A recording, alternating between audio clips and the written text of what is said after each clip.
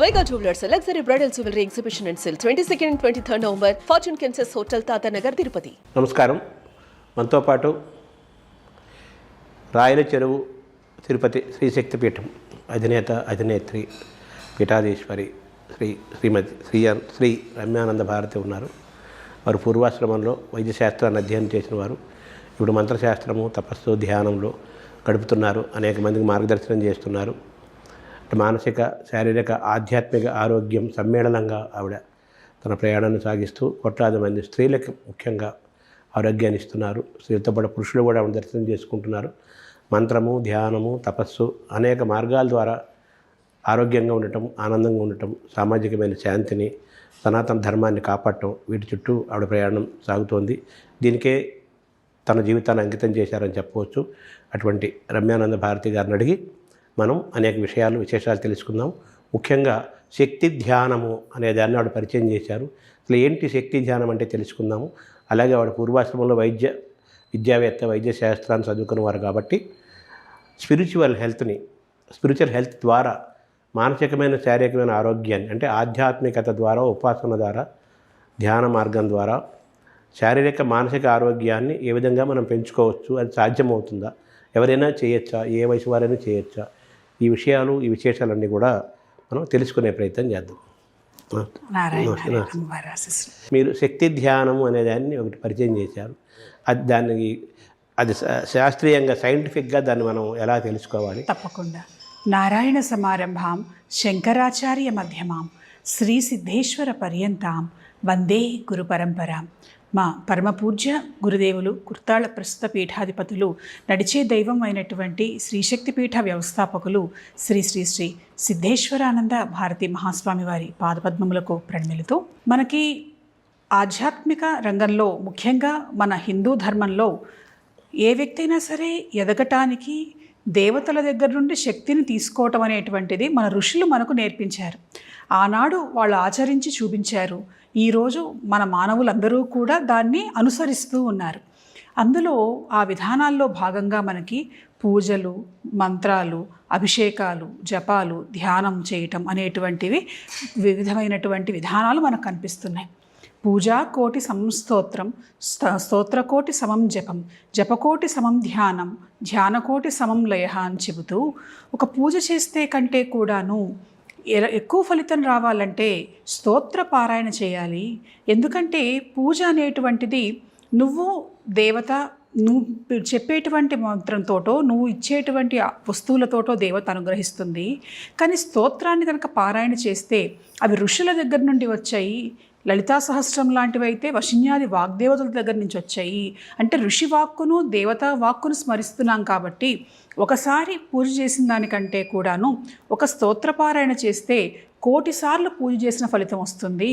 అట్లాగే ఒకసారి జపం చేస్తే, జపం అంటే మంత్రాన్ని మననం చేయటం, ఆ మంత్రాలు సాక్షాత్ దేవతల దగ్గర నుండి వచ్చాయి కనుక జపం చేస్తే ఒకసారి జపం చేస్తే 1,000,000 సార్లు స్తోత్రపారాయణ చేసిన దాంతో సమమవుతుంది. అదేవిధంగా ధ్యానం కనుక చేస్తే 1,000,000 సార్లు జపం చేసిన దానితో సమానమవుతుంది అని చెప్పి మనకి మన ఋషులు అందించినటువంటి మార్గం. ఇందులో ధ్యానము అనంటే మనం ప్రధానంగా మన మనస్సును కేంద్రీకరించటం, సుదీర్ఘమైనటువంటి ఏకాగ్రత స్థితికి మనం వెళ్ళగలగటాన్ని ప్రధానంగా మన ధ్యానంలో మనం గమనిస్తూ ఉన్నాం. ప్రధానంగా మనకి ఈ ధ్యాన మార్గంలో ఎన్నో సంప్రదాయాలు ఉన్నాయి. విపස්සన, ఆనాపానసతి అని, కొంతమంది కుండలిని ధ్యాన సాధన అని, ఇలా రకరకాల మార్గాలు మనకు కనిపిస్తూ ఉన్నప్పుడు సిద్ధాశ్రమ మార్గంలో శక్తి ధ్యానము అనేటువంటి ఒక ప్రత్యేక విధానాన్ని మా పూజ్య గురుదేవులైనటువంటి సిద్ధేశ్వరానంద భారతి మహాస్వామి వారు అందించడం జరిగింది. దాన్ని నేను సాధన చేయటం, ఉపాసన చేయటం, తద్వారా అనేకమైనటువంటి అనుభూతులను, అనేకమైనటువంటి దేవతా దర్శనములను, దాంతోపాటుగా ధర్మ పరిరక్షణలో కావలసినటువంటి శక్తిని సాధించటానికి ఇది ఉపయోగపడుతుంది అనేటువంటిది ప్రత్యక్షంగా నేను అనుభూతి చెందటం వల్ల దీన్ని ప్రతి ఒక్కళ్ళు కూడా ఆచరించాలి, అనుసరించాలి. తద్వారా వాళ్ళు కూడా వాళ్ళ జీవితాన్ని సార్థకం చేసుకోవటంతో పాటుగా శక్తిని మనలోకి తీసుకురావటం, ఆ శక్తిని 10 మందికి వినియోగించటం, ధర్మ రక్షణలో ప్రతి ఒక్కళ్ళు కూడాను శక్తిమంతులుగా ఉండటం అనేటువంటి ఆలోచనతో, సంకల్పంతో ఈ శక్తి ధ్యానాన్ని అందరికీ కూడాను అందుబాటులోకి తీసుకురావటం జరిగింది. మనం సౌందర్యలహరిలో శంకరాచార్యులు వారు చెప్పారు, శివశక్త్యాయుక్తో యది భవతి శక్తః ప్రభవితం. శివుడికైనా సరే శక్తి లేకపోతే ఆయన అచేతనుడు అని చెప్పి, అంటే పరమేశ్వరుడికి కూడా శక్తి కావాలి ఏ పని చేయాలన్నా. అక్కడ శక్తి అంటే అమ్మవారి స్వరూపంగా భావించారు. ఇక్కడ ఉన్నటువంటి శక్తి కూడా దేవీ తత్వాన్ని మనకు దగ్గర చేస్తూ మనలో ఉన్నటువంటి శక్తిని, యా దేవీ సర్వభూతేషు శక్తి రూపేణ సంస్థిత నమస్తస్యై నమస్తస్యై నమస్తస్యై నమో నమః. శక్తి ప్రతి ఒక్కళ్ళలోనూ ఉన్నది. ఆ ఉన్నదనేటువంటి విషయం వాళ్ళు తెలుసుకోవటం, ఉన్నటువంటి శక్తిని జాగృతపరచటంలో ఈ శక్తి ధ్యానం అనేటువంటి విధానంలో భక్తులు గనక, ప్రజలు గనక దీన్ని అభ్యాసం చేస్తే చాలా త్వరగా దాన్ని సాధించగలుగుతారు అనేటువంటిది దీని ప్రధానమైనటువంటి సూత్రం. అయితే ఆ విధానం అనేటువంటిది ఏకాంతంలో ఉన్నప్పుడు ప్రత్యేకంగా చెప్పేటువంటిది కాబట్టి విధానం చెప్పటం లేదు. దానివల్ల లభించేటువంటి ప్రయోజనాల వరకు మాత్రం నేను ఇప్పుడు మనతో అంటే ప్రాసెస్ అంటే ఏదైనా మంత్రాన్ని తీసుకొని ఉపాసించాలా, లేకపోతే ఆ శక్తి అంటే కాళీమాతో లేకపోతే అమ్మవారినో స్మరించుకుంటూ ధ్యానం చేసుకోవాలా, అది ఎలా చేయాలన్నది? అది చేసేటువంటి మార్గం కొంత రహస్యమైనటువంటిది కనుక బహిరంగంగా మనం ప్రత్యేకంగా చెప్పటం లేదు. కానీ శక్తి అనంటే ఇక్కడ ఈ సృష్టికి ఏ చరాచరమైనటువంటి సృష్టి ఏదైతే ఉన్నదో ఈ సృష్టికి కారణమైనటువంటి శక్తిని ధ్యాన మార్గం ద్వారా మనం ఇందులో ఆరాధించటం జరుగుతూ ఉన్నది. అది గురుముఖత నేర్చుకోవటం వల్ల దాన్ని తొందరగా సాధించగలుగుతారు, ఆ మార్గంలో ముందుకు వెళ్ళగలుగుతారు. పరమేశ్వరి యొక్క శక్తి తత్వమే ఈ ధ్యానంలో ఉన్నటువంటి మూలశక్తి. దాన్ని ఆస్వాదిస్తూ, అనుభూతి చెందుతూ, దాన్ని సాధిస్తూ ప్రతి వ్యక్తి తనలో ఉన్నటువంటి శక్తిని జాగృతం చేసుకునేటువంటి ఒక ప్రత్యేకమైనటువంటి ధ్యాన సాధనా మార్గం ఈ శక్తి ధ్యానం. అంటే మామూలుగా యోగ మార్గం ఉంటుంది, అలాగే కుండలిని యోగా అలాంటివన్నీ ఉంటాయి. అలాగే ఓంకారాన్ని కొంతమంది ధ్యానం చేస్తారు, కొంతమంది అలాగే తనలో తను చూసుకుంటూ ఉచ్ఛ్వాస నిశ్వాసాల ద్వారా కొంతమంది చేస్తుంటారు. సో ఆ మార్గాలకి ఈ మార్గానికి తేడా ఏమైనా ఉందా, పోలిక ఉందా? ధ్యానం చేసేటువంటి సమయంలో ఇప్పుడు మీరు చెప్పినట్లుగా శ్వాసతో అనుసంధానం చేస్తూ శ్వాస మీద ధ్యాసను నిలిపి చేసేటువంటి ఆనాపానసతి, విపස්සన ఇలాంటివి కొన్ని మార్గాలు ఉన్నాయి. అట్లా కాకుండా దీపాన్ని చూస్తూ త్రాటకం అనేటువంటి మార్గం ద్వారా మనం దీపాన్ని మీద మనని ఏకాగ్రతను నిలిపి చేసేటువంటి ధ్యాన విధానం ఉన్నది. అలా కాకుండా నీటిలో సూర్యబింబాన్ని చూస్తూ నీటి ద్వారా లేదా చెరువుల్లోనూ నదుల్లోనూ నిలబడి ధ్యానం చేసేటువంటి మార్గం ఉన్నది. ఇవి కాక క్షేత్రాలలో వెళ్ళి కొండల మీద, గుట్టల మీద, అంటే ఆకాశానికి వీలైనంత దగ్గరగా భూమి మీద నుంచి ఎక్కువ స్థితిలో ఉండి చేసేటువంటి ధ్యాన మార్గము ఉన్నది. అంటే ఇవి ప్రధానంగా పంచభూతాత్మకమైనటువంటి శక్తులను మనం ఉపయోగించుకుంటూ ధ్యాన సాధన చేసి ముందుకు వెళ్తాం. ఈ శక్తి ధ్యానంలో కూడా ఇవన్నీ ఉంటాయి. కానీ వీటితో పాటుగా ప్రధానంగా పరమేశ్వరి అయినటువంటి అమ్మవారి శక్తిని వీటన్నిటికీ అనుసంధానం చేస్తూ ఆ మార్గంలో ముందుకు తీసుకువెళ్ళేటువంటి విధంగా సిద్ధాశ్రమ యోగులు రూపొందించినటువంటి ఒక ప్రత్యేక ప్రణాళిక ఇది. ఇందులో మంత్రము ఉంటుంది, దీంతోపాటు పంచభూతాత్మకమైనటువంటి శక్తిని అనుసంధానం చేయటము ఉంటుంది, దేవి తత్వాన్ని సమ్మేళనం చేయటము ఉంటుంది. ముఖ్యంగా గురుకృప, గురుశక్తి అనేటువంటిది ఈ ధ్యానాన్ని ముందుకు నడిపిస్తుంది. అంటే ధ్యాన మార్గం అంటే మామూలుగా చాలామంది కళ్ళు మూసుకొని ధ్యానం చేస్తుంటారు ఎక్కువ మంది. సో ఇది కళ్ళు తెరుచుకొని చేసే ధ్యానమా, కళ్ళు మూసుకొని చేసే ధ్యానమా? సాధారణంగా ఏమిటి అని అంటే ధ్యాన మార్గంలో ఇప్పుడు నేను మీకు చెప్పినటువంటి దాంట్లో సూర్యబింబాన్ని చూస్తూ చేయటం, దీపాన్ని చూస్తూ చేయటం, అంటే చూస్తూ కూడా మన ఏకాగ్రతను నిలిపేటువంటి ధ్యాన మార్గాలు ఉన్నాయి. ఇందులో కూడాను ఈ శక్తి ధ్యాన మార్గంలో కళ్ళు మూసుకొని మనలో ఉన్నటువంటి అంతర్లీనంగా ఉన్నటువంటి పరమేశ్వరి చైతన్యాన్ని దర్శించటం, అమ్మవారిని దహరాకాశ రూపిణి, అంటే మన దేవత ఎక్కడో లేదు, మన హృదయంలోనే ఉన్నది అన్నట్లుగా శరీరంలో ఉన్నటువంటి పరమేశ్వరి చైతన్యాన్ని తెలుసుకోవటం కోసం చేసేటువంటి మార్గం. అంటే మనిషి తను తాను తెలుసుకునే క్రమంలో లోపలికి చూసుకోవడం అంటే ఇన్నర్ ఇంజనీరింగ్ అంటున్నారు కదా, ఈయన జగ్గి వాసుదేవ్. సో దీనికి దానికి ఏమైనా సంబంధం ఉందా, అసలు పోలిక ఉందా? అంటే మామూలుగా ఎలా చెప్పచ్చు అని అంటే all roads lead to Rome అని ఒక సామెత ఉన్నది మనకి చెప్పాలంటే ఇంగ్లీష్. తిరిగి అన్ని దారులు ఒకే గమ్యాన్ని చేరుస్తాయి. ఎవరి దారి వాళ్ళది. ఒక రోడ్లో ఒకళ్ళు రావచ్చు, ఒకళ్ళు సైకిల్ మీద రావచ్చు, ఒకళ్ళు కారులో రావచ్చు, చేయొచ్చు. కానీ అన్ని దారిలో కూడా భక్తితో ఇవన్నీ కూడాను సమ్మేళితమై ఉంటాయి. కాబట్టి ఇవన్నీ కూడా భగవంతుని దగ్గరగా చేర్చటం, అహం బ్రహ్మాస్మి అనేటువంటి సూత్రానికి మానవుల్ని దగ్గర చేయటమే ప్రధానంగా ధ్యానంలో ఉండేటువంటి ప్రధాన లక్షణంగా ఇప్పటి వరకు కూడా చేస్తున్నటువంటి ఆ మార్గాన్ని అభ్యసిస్తున్నటువంటి ధ్యాన సాధకులు భావిస్తూ ఉన్నారు. కొందరైతే దేవతను కూడా భావించకుండా ప్రకృతి పరమేశ్వరి, పంచభూతాల్లోనే సమస్తమైనటువంటి శక్తితత్వం ఇమిడి ఉన్నది, ఆ ప్రకృతిని ఆరాధిస్తే చాలు, ప్రకృతిని ధ్యానిస్తే చాలు అని భావించేటువంటి వాళ్ళు కొంతమంది ఉన్నారు. అట్లా కాదు, అసలు ఈ సృష్టి మొత్తం కూడా మాయే, ఈ మాయను దాటి మరొక శక్తి ఉన్నది ఈ మాయ వెనకాల, దాన్ని చూడాలి, తెలుసుకోవాలి అని ధ్యానం చేసేటువంటి వాళ్ళు మరికొంతమంది. ఉదాహరణకి రామకృష్ణ పరమహంస ఉన్నారు. ఆయన కాళీమాతను ప్రసన్నం చేసుకున్న తర్వాత ధ్యానం చేద్దాము అని కళ్ళు మూసుకోగానే, కళ్ళు మూసుకున్నా కూడాను ఆయన 3వ నేత్రం ద్వారా కాళీదేవిని చూసేవాడు. అంటే కళ్ళు మూసుకొని కూడా చూడొచ్చు అని నేర్పించేది ధ్యానం. మనకి కంటికి కనిపించినటువంటి నేత్రం తెలుసుకోవడంతో పాటుగా ఏకాగ్రత స్థితిలో ఉన్నప్పుడు కేవలం భౌతికంగా ఉండేటువంటి చెవులు మాత్రమే కాదు, కళ్ళు మూసుకొని ధ్యాన స్థితిలో ఉన్నప్పుడు కూడా పంచేంద్రియాలు పరమేశ్వరి శక్తితో అనుసంధానం చేస్తే కళ్ళు మూసుకొని చూడొచ్చు, చెవులు మూసుకున్నా వినొచ్చు అనేటువంటి శక్తి ప్రతి వ్యక్తిలో ఉన్నది అని తెలిపేది ధ్యానం. ఆయనకు కాళీదేవి కనిపించేది, కళ్ళు మూసుకొని కూడా అమ్మవారిని చూడగలిగేటువంటి వాళ్ళు. అయితే కొన్నాళ్ళు అయిన తర్వాత తోతాపురి అనేటువంటి ఆయన గురువుతో ఆయనకు పరిచయం అయినప్పుడు దీన్ని మించినటువంటిది ఉన్నది అని ఆయన చెప్పారు. చెబితే అమ్మవారిని మించింది ఏవైనా ఉన్నదా, నిజమేనా, సమస్త సృష్టికి అధిదేవత అమ్మవారు కదా అని ఆయన అడిగినప్పుడు ఆమె సగుణమైనటువంటి ఒక రూపాన్ని ధరించినప్పుడు పరమేశ్వరిగా భాసిస్తున్నది, అసలు రూపం నిర్గుణమైనటువంటి రూపం, బ్రహ్మ చైతన్య స్వరూపం. సగుణమైనటువంటి రూపానికి కొన్ని ఒక ఆకారము, ఒక పరిమితి అనేటువంటిది ఉంటుంది. అదే నిర్గుణ స్వరూపిణిగా గనక భావిస్తే అనంతమైనటువంటి శక్తి ఉంటుంది. ఉదాహరణకి సగుణము అని అంటే ఒక సముద్రం దగ్గరికి వెళ్ళి ఒక గ్లాసుకు కనుక నీళ్లు కావాలంటే గ్లాస్ మాత్రమే నిండుతుంది. కానీ ఆ సముద్రం అంతా పరమేశ్వర తత్వం అని అనుకుంటే దానికి పరిమితులు అనేటువంటివి ఉండవు. కాబట్టి నువ్వు ధ్యానం చెయ్యి అని అన్నట్టు ఆయన. అంటే ఈయన ప్రయత్నం చేశారు, కళ్ళు మూసుకోగానే మళ్ళీ కాళీదేవి కనిపిస్తున్నది.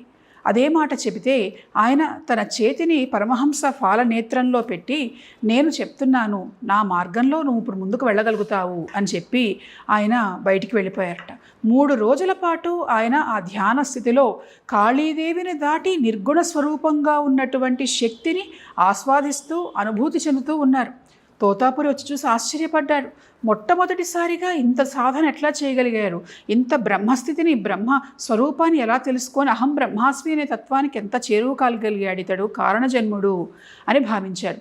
3 రోజుల పాటు ఆహారం లేవు, నీళ్లు లేవు. కానీ ఇతను ఏమన్నా మరణించారా అంటే లేదు. ప్రాణశక్తి నాడి ఆడుతూ ఉన్నది, శ్వాస పీలుస్తూ ఉన్నాడు. అంటే ఆహారాన్ని తీసుకోకపోయినా, నీటిని తీసుకోకపోయినా కూడా మనిషి ఈ శక్తి ద్వారా జీవించగలుగుతాడు అనేటువంటిది ఆయన ధ్యానం చేసి మనకి నిరూపించారు. అయితే ఆ స్థాయిని అందరూ చేరటం అనేటువంటిది అసాధ్యం అనను, కానీ అంత తేలిక కాదు. అక్కడ గురుకృప, అంతకుముందు చేసి ఉన్నటువంటి దేవీ సాధన, ఈ రెండూ కూడా ఆయనని ఆ స్థితిలో నిలబెట్టాయి. కనుక ధ్యాన మార్గంలో ముందుకు వెళితే తనని తాను తెలుసుకోవటం మాత్రమే కాకుండా పరమేశ్వర తత్వాన్ని, నిజమైనటువంటి పరమేశ్వర స్వరూపాన్ని తెలుసుకోగలగటం అనేటువంటిది ఏ వ్యక్తి అయినా చేయగలుగుతారు. అయితే ఇక్కడ గురుకృప అనేటువంటిది ప్రధానమైనటువంటి పాత్రను పోషిస్తూ ఉంటుంది. అంటే రామకృష్ణ పరమహంస చేసిన ఆ శక్తి ధ్యానానికి అంటే ఆయన శక్తి ధ్యానం చేస్తారని నేను చెప్పలేదు. అంటే దాన్ని ఏమనాలి ఆ ధ్యానాన్ని? ఆయన వాళ్ళ గురువు గారు చూపించినటువంటి మార్గం, బ్రహ్మతత్వాన్ని తెలుసుకునేటువంటి ధ్యానం. ఆనందో బ్రహ్మేతి వ్యజానాత్, ఆ బ్రహ్మస్థితిని పొంది ఆయన ఆనంద స్థితిలో చేరువయ్యాడు. అటువంటి ధ్యానం ఆ ధ్యానం. అంటే రామకృష్ణ పరమహంస ఆయన చేసిన ధ్యానానికి సిద్ధేశ్వరానంద భారతీ స్వామి సూచించిన ఈ శక్తి ధ్యానానికి ఏమైనా పోలిక ఉందా, వ్యత్యాసాలు ఏమైనా ఉన్నాయా? లక్ష్యం ఒకటే. లక్ష్యం ఒకటే, మార్గం వేరు కావచ్చు కానీ లక్ష్యం ఒకటే. ఆయన గురువుగారు చెప్పినటువంటి మార్గంలో ఫలానా రకంగా చేశారన్నారు కానీ ఆ ప్రక్రియ పూర్తిగా మనకి ఏ విధంగా ఆయన స్పృశించారు, ఆ స్పృశించినప్పుడు ఏమైనా ఆయన రహస్యం చెప్పారా, ఏదైనా ఒక సూత్రం చెప్పారా అనేటువంటిది ఇవి ఎలా ఉంటాయి అంటే, ఈ మధ్య అంతా కూడాను చాలా అందరికీ అందుబాటులో, యూనివర్సల్గా అందుబాటులో రావాలి అనేటువంటి దాని ద్వారా వీడియోల్లోనూ ఆన్లైన్లోనూ మెడిటేషన్స్ ఇవన్నీ కూడాను చేస్తూ ఉన్నారు. కానీ మన సనాతన భారతీయ సంస్కృతి సంప్రదాయంలో ఏంటి అని అంటే, ఇతరులు ఎవరూ లేకుండా ఏకాంతంగా గురువు శిష్యుణ్ణి అనుగ్రహించటమే ప్రధానంగా కనిపిస్తూ ఉన్నది. మనకి ఈ గురువు శిష్యుణ్ణి అనుగ్రహించేటువంటి మార్గంలో కూడా శిష్యుడి ప్రమేయం లేకుండా గురువు శిష్యుడిని సరాసరి ఆనంద స్థితి, నిర్వికల్ప సమాధి స్థితికి కూడా తీసుకెళ్లేటువంటి మార్గం ఉన్నది. దాన్ని మనం శాక్తేయ మార్గంలో చూస్తూ ఉంటే మంత్ర సాధన విధానాల్లో గురువు శిష్యుడిని ఎలా అనుగ్రహిస్తాడు అనేది 3 మార్గాలు చెప్పారు. 1 శక్తి దీక్ష, 2 శాంభవి దీక్ష, 3 మంత్ర దీక్ష. ఈ శక్తి దీక్షలో ఏమిటి అనంటే, గురువు స్వయంగా శిష్యుడి కుండలిని శక్తిని జాగృతం చేసి శిష్యుడి శరీరానికి తన శరీరంలో ఉన్నటువంటి శక్తిని, ఆత్మశక్తిని అనుసంధానం చేసి శిష్యుడి ప్రమేయం లేకుండా అతన్ని సుదీర్ఘమైనటువంటి నిర్వికల్ప సమాధి స్థితికి తీసుకువెళ్తారు. అంటే తన శక్తిని ప్రవేశపెడతారు అనేటువంటిది శక్తి మార్గంలో కనిపిస్తున్నది. శాంభవి మార్గం ఏమిటి అనంటే, హస్తమస్తక సంయోగం, శిష్యుడి శిరస్సు మీద గురువు చేయి ఉంచటం, లేదా తన చూపు ద్వారా శిష్యుడి కళ్ళలోకి ఆ శక్తిని పంపించటం, దీని ద్వారా శిష్యుని ఆధ్యాత్మిక సాధనలో ముందుకు తీసుకువెళ్ళటం అనేటువంటిది మరొక మార్గం కనిపిస్తున్నది. 3వది మంత్ర మార్గం. మంత్రాన్ని ఉపదేశించి మంత్రాన్ని ధ్యానం చేయించి శిష్యుడితోటి ఆ శిష్యుడిని దేవతా చైతన్యానికి, ధ్యాన భూమికల్లోకి ముందుకు తీసుకువెళ్ళటానికి సూచించినటువంటి మార్గం మరొక మార్గం ఉన్నది. శిష్యుడిని అర్హతని గమనించి గురువు ఈ 3 మార్గాల్లో ఏ మార్గం ద్వారా అతన్ని ముందుకు తీసుకువెళ్తారు అనేటువంటిది నిర్ణయించటం జరుగుతుంది. కనుక ధ్యానం చేసేటువంటి విధానాల్లో కూడా శిష్యుడి ప్రమేయం లేకుండానే గురువు శిష్యుని సాధనతో సంబంధం లేకుండానే శిష్యుడిని ఉన్నత స్థితికి చేర్చటం అనేటువంటి విధానాలు కూడా మనకి చెప్పబడ్డాయి. ఆనందమయి మాత ప్రసిద్ధమైనటువంటి సిద్ధ గురువుగా ఆమె ప్రసిద్ధురాలైంది. ఆమె స్పృశిస్తే చాలు వెంటనే సమాధి స్థితిలోకి వెళ్ళిపోయేవాళ్ళట. పండిట్ జవహర్లాల్ నెహ్రూ భార్య కమలా నెహ్రూను కూడా ఆమె అట్లా ధ్యాన సమాధిలోకి తీసుకువెళ్ళింది అని ఆమె జీవిత చరిత్రలో మనకి కనిపిస్తూ ఉన్నది. అట్లా శిష్యుల ప్రమేయం లేకుండా కూడా గురు కృపతోటి ధ్యాన మార్గంలో ముందుకు వెళ్ళేటువంటి విధానాలు మనకి కనిపిస్తూ ఉన్నాయి. అంటే మీరు ఇప్పుడు అవలంబిస్తున్నది, సాధన చేస్తుంది స్వామి ద్వారా, సిద్ధేశ్వరానంద భారతీ స్వామి ద్వారా మీరు నేర్చుకొని సాధన చేస్తున్నారు. చాలామందికి అది నేర్పుతున్నారు, ఆ మార్గం వైపు తీసుకెళ్ళే ప్రయత్నం చేస్తున్నారు. ఈ శక్తి ధ్యానం అంటే కాళీమాత ధ్యానమా, లేకపోతే ఈ మొత్తం వ్యవస్థను ఏదో ఒక పవర్ నడుపుతోంది, ఒక శక్తి నడుపుతోంది ఆ శక్తి అంతే ప్రధానం. అదే పరమేశ్వరి చైతన్యం యొక్క శక్తిని అనుసంధానం చేసేటువంటిదే ఈ శక్తి ఉపాసన. ఆ శక్తి ఉపాసనలో శక్తి ధ్యానం ఒక మార్గం. మిగిలినటువంటివి ఇప్పుడు నేను చెప్పినట్లుగా మంత్ర మార్గము, హోమ మార్గము, ధ్యాన మార్గము, వీటిల్లో ఎవరు దేని ద్వారా సాధించగలుగుతారో వాళ్ళకు తగ్గట్టుగా వాళ్ళకు ఉపదేశం చేయటం జరుగుతున్నది. ఇవన్నీ శక్తి ధ్యానం కిందకే వస్తాయా? ధ్యానము అని అంటే సాధారణంగా మనము ఏకాగ్రతతో భావన చేసుకోవటం, ఏదో కళ్ళు మూసుకొని చేసేసుకోవటం అనే భావన చాలామంది ధ్యానం చేయండి అనగానే అక్కడ ఏకాగ్రత ప్రధానం. కళ్ళు మూసుకోవటాలు, కళ్ళు తెరుచుకోవటాలు అనేటువంటివి కాకుండా మంత్రమైనా సరే మంత్ర దేవత మీద మన మనస్సును ఏకాగ్ర స్థితిలో నిలపటమే మంత్ర ధ్యానం. అది ధ్యాన ఝాతృ ధ్యేయరూప అని చెప్పి లలితాదేవిని గురించి చెప్పారు. ధ్యాన స్వరూపము, ధ్యేయస్వరూపము చేసేటువంటి వ్యక్తి ఏ వ్యక్తితో ధ్యానం చేస్తున్నాడో ఈ 3 స్వరూపాల్లోనూ ఉన్నటువంటిది అమ్మవారే అంటుంది లలితా సహస్రనామం. కాబట్టి ఆ ధ్యానం అనేటువంటిది మన మనస్సును ఏకాగ్రత స్థితిలో ఉంచటం, థింకింగ్ అనేటువంటిది చాలా డీప్ లెవెల్లోకి వెళ్ళేటువంటి స్థితినే మనం ధ్యానంగా భావన చేస్తూ ఉంటాం. రోజుకి ఎంతసేపు ఈ సాధన చేయాలి? రోజుకి ఎంతసేపు ఈ సాధన చేయాలి అని అంటే, శిష్యులకు నేర్పించిన తర్వాత, వాళ్ళు దాన్ని అందుకున్న తర్వాత, వాళ్ళ స్థితి ఎలా ఉంటుందో ఏమిటో అనేటువంటిది చూసిన తర్వాత ఎవరికి తగ్గట్టుగా వాళ్ళకి నిర్ణయించి వాళ్ళకి చెప్పడం జరుగుతూ ఉంటుంది. అంటే ఎవరికి ఇవ్వాలి, ఎవరు చేయకూడదు, ఎవరికి ఇవ్వకూడదు అనే అర్హతలు ఏమన్నా ఉన్నాయా? అవి వచ్చినటువంటి వాళ్ళ మీద ఆధారపడి ఉంటాయి. చాలామంది మన దగ్గరకు వస్తూ ఉంటారు, చేస్తూ ఉంటారు.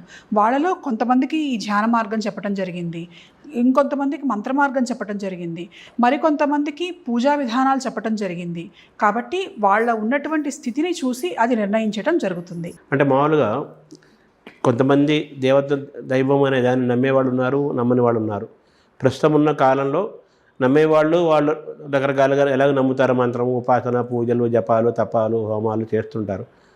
అసలు దేవుణ్ణి, దైవం అనే వ్యవస్థ నమ్మకుండా ఉండేవాళ్ళు కూడా ఇప్పుడు వాళ్ళు ప్రాణాయామము, యోగా, ధ్యానము ఇవన్నీ చేస్తున్నారు కదా.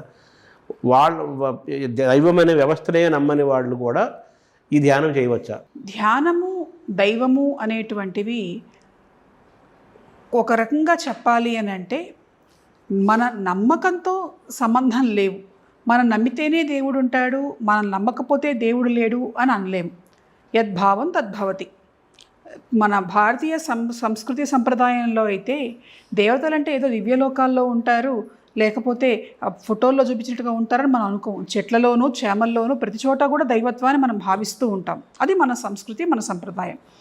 దేవుడు లేడు, కానీ ఈ మార్గాలు కనుక చేస్తే ఏదో ఒక శక్తి మన మీద పనిచేస్తుంది. దాని సైన్స్ అనండి, కొంతమంది సైంటిఫికల్గా మెడిటేషన్ చేయండి, ఈ హార్మోన్స్ బాగా మీకు మళ్ళీ యాక్టివేట్ చేస్తాయి అని దానికి ఒక సైంటిఫికల్ ప్రూఫ్ చూపించిన తర్వాత కొంతమంది నమ్మటం అనేటువంటిది మొదలుపెట్టారు.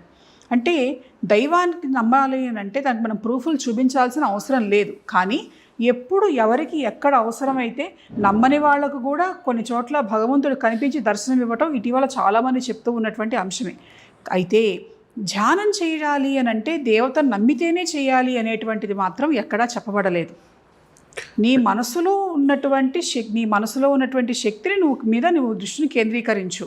ఇప్పుడు ప్రతి మనిషిలో కూడాను అది మామూలుగా చూడండి, దేవుడిని నమ్మినా నమ్మకపోయినా ఫలానా చోటుకి వెళ్తే మనసుకు ప్రశాంతంగా అనిపిస్తుంది, ఫలానా చోటుకి వెళ్తే ఏమిటో చిరాకుగా ఉంటుంది, ఇక్కడికి వెళ్తే ఏమిటో వైబ్రేషన్స్ బాగున్నట్టుగా అనిపిస్తున్నాయే. ఈ మధ్య చాలామంది వాడుతున్నారు ఈ మాట, వైబ్రేషన్స్ బాగున్నట్టుగా అనిపిస్తున్నాయే.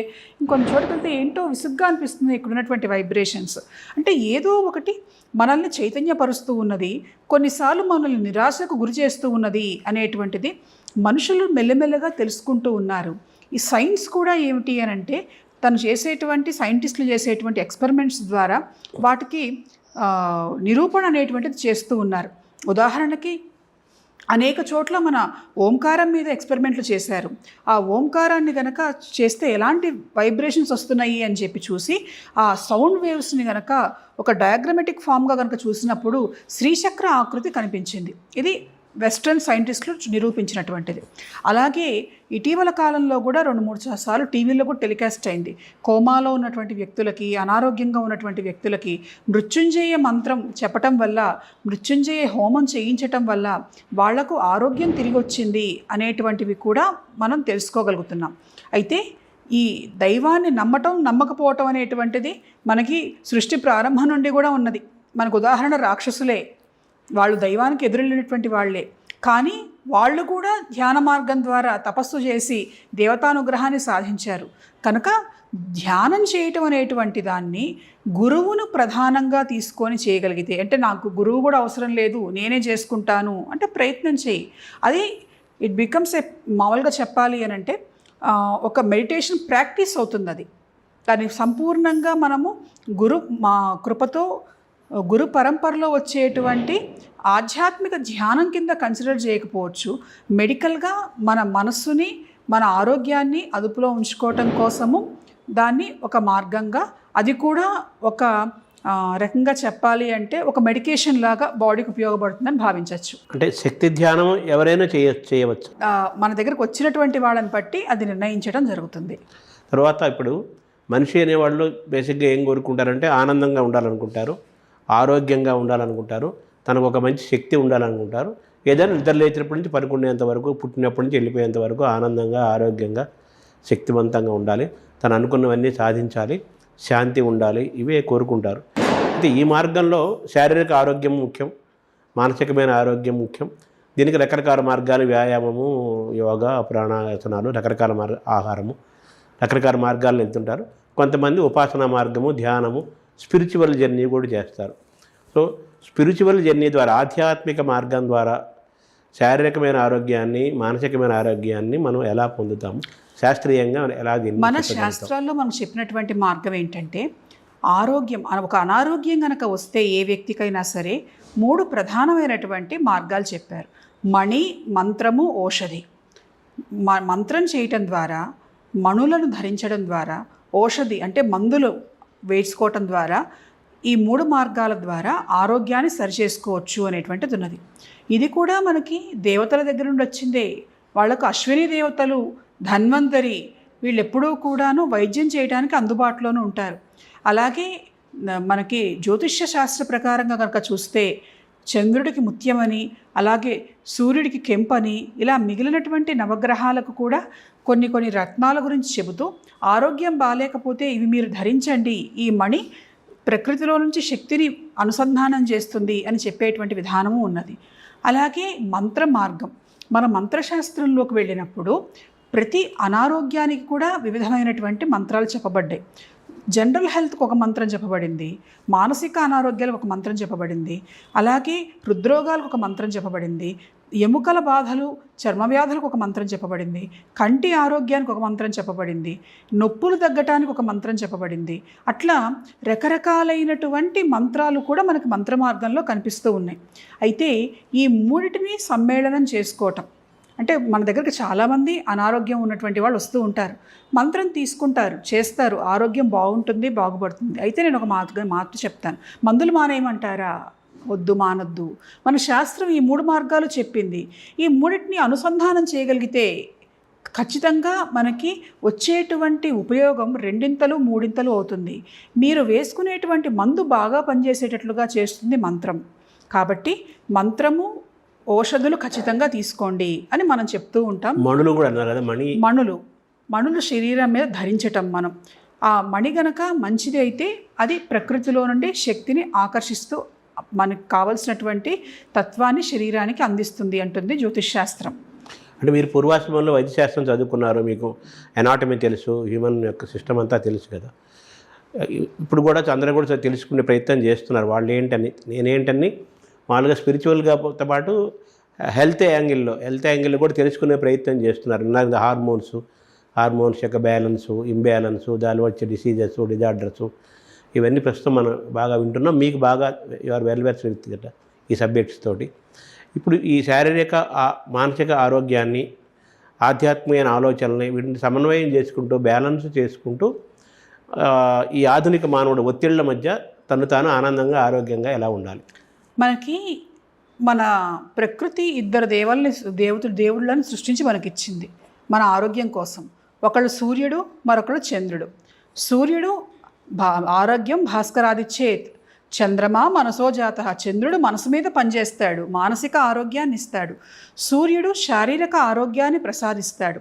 మనం గనక మన భారతీయ సంస్కృతిలో మనం ఆధ్యాత్మికత అనేటువంటి మార్గాన్ని గురించి చాలా మాట్లాడుకున్నాం.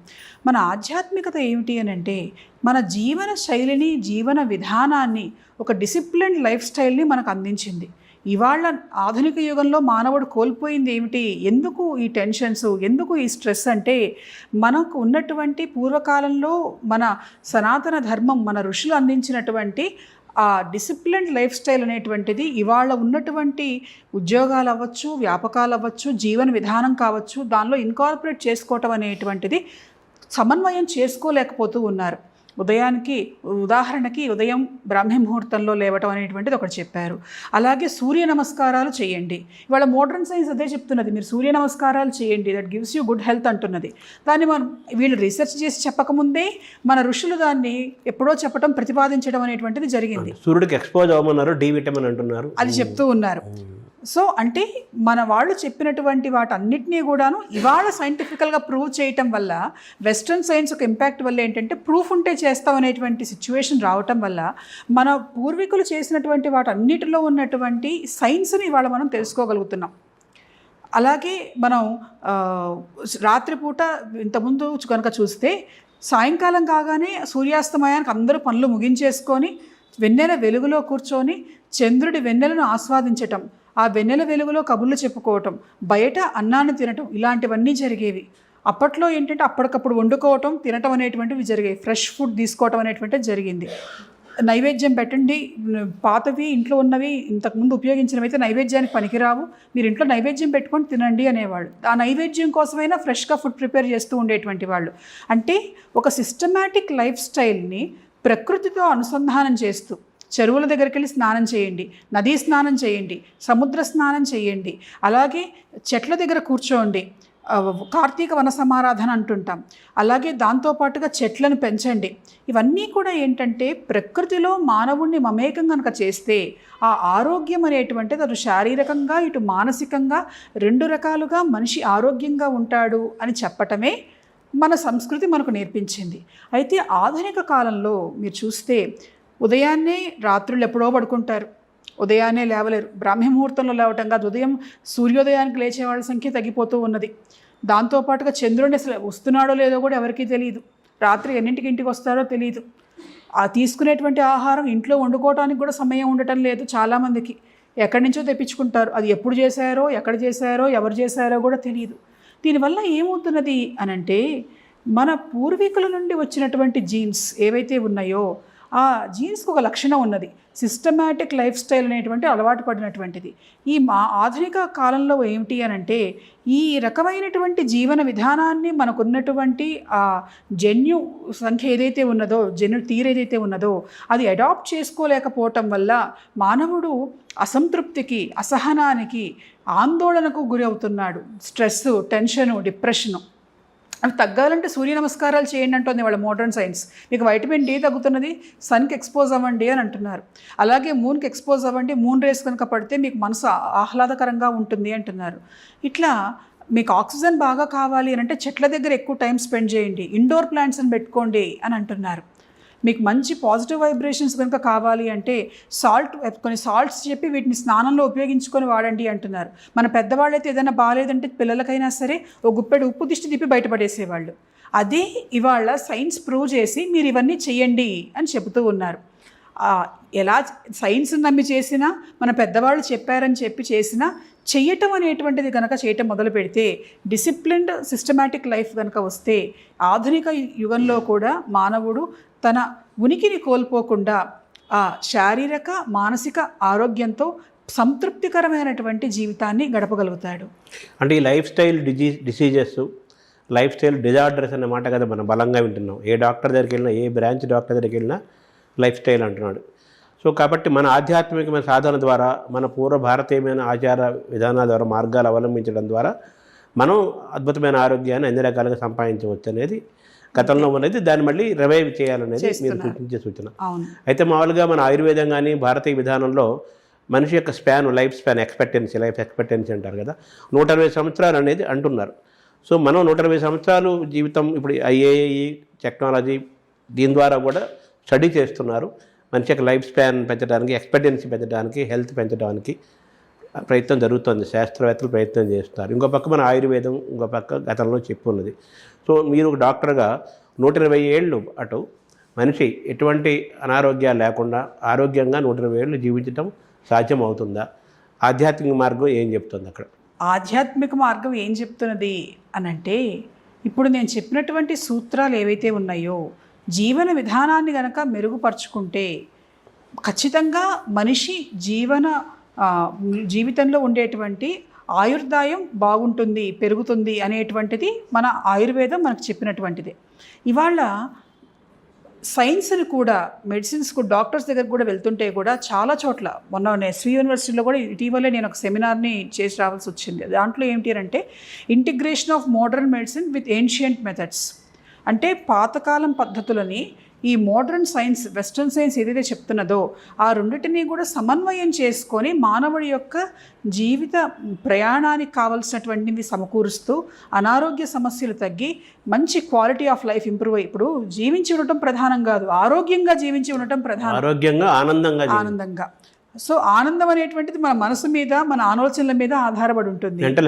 మెంటల్ హెల్త్ శారీరకంగా ఏమిటి అని అంటే మనం ఉన్నటువంటి జీవన విధానము, మనం వాడుతూ ఉన్నటువంటి వస్తువులు, అది ఆహారం కావచ్చు, మనం పీల్చేటువంటి గాలి కావచ్చు, తాగుతున్నటువంటి నీళ్లు కావచ్చు, చేస్తూ ఉన్నటువంటి సాధన లేదా ఫిజికల్ ఎక్సర్సైజ్ అనుకోండి అది కావచ్చు, వీటన్నిటినీ కూడాను సమన్వయం చేసుకుంటూ జాగ్రత్తగా ముందుకు వెళితే మంచి జీవితము, మంచి ఆయుర్దాయం లభిస్తాయి అనేటువంటిది మన ఆయుర్వేదం మనకి ఎప్పుడూ చెప్తూ ఉన్నటువంటి మాటే. అంటే మీరు తిరుపతి యూనివర్సిటీలో కంక్లూజన్ ఏమి ఇచ్చారు అందులో? కంక్లూజన్ ఏమి ఇచ్చామంటే, ఉదాహరణకి ఒక వ్యక్తికి ఒక బ్లడ్ ప్రెషర్ వచ్చింది అనుకోండి, వస్తే బ్లడ్ ప్రెషర్ పెరిగింది, హైపర్ టెన్షన్, బ్లడ్ ప్రెషర్ అందరికీ ఉంటుంది, హైపర్ టెన్షన్ కనుక వస్తే అది తగ్గించడానికి ఇటు మందులతో పాటుగా ఈ ధ్యాన మార్గము, రిలాక్సేషన్ టెక్నిక్స్ వీటిని కనుక ప్రాక్టీస్ చేస్తే, రెండింటిని కంబైన్ చేయటం, సమన్వయం చేయటం చేసి అతనికి గనక ప్రిస్క్రిప్షన్ ఇస్తే తొందరగా అతడు దాని నుంచి కూడాను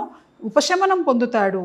అంటే ఒకే వ్యాధిని తొలగించటానికి రెండిట్లో ఉన్నటువంటి విభిన్నమైనటువంటి శాస్త్రాల్లో ఉన్నటువంటి మార్గాలను సమన్వయం చేసుకుంటూ మనం వాళ్ళకి అందించగలగాలి అనేటువంటిది ఆ సదస్సు తీర్మానించడం జరిగింది. ఇప్పుడు మామూలుగా మీరు హైపర్ టెన్షన్ని ఇప్పుడు డయాబెటీస్ కూడా రివర్స్ చేస్తున్నాం అంటున్నారు కదా, ఆహార రైస్ తింటాం మానేస్తున్నాము, లేదా రకరకాల మార్గాలు రివర్స్ అంటున్నారు కదా. సో మీరు చెప్పిన ధ్యానం ద్వారా హైపర్ టెన్షన్ రివర్స్ చేయొచ్చు, తగ్గించవచ్చునా దాని సారాంశం? ఉపశమనం, ఉపశాంతి. మనస్సును ఇప్పుడు హైపర్ టెన్షన్ ఉన్నటువంటి వాళ్ళలో ఆందోళన ఎక్కువగా ఉంటుంది, బ్లడ్ ప్రెషర్ ఎక్కువగా ఉంటుంది. అటు మందులు వేసుకోవటంతో పాటుగా ధ్యాన సాధన లేదా రిలాక్సేషన్ టెక్నిక్స్ కొన్ని ప్రత్యేకంగా ఉన్నాయి.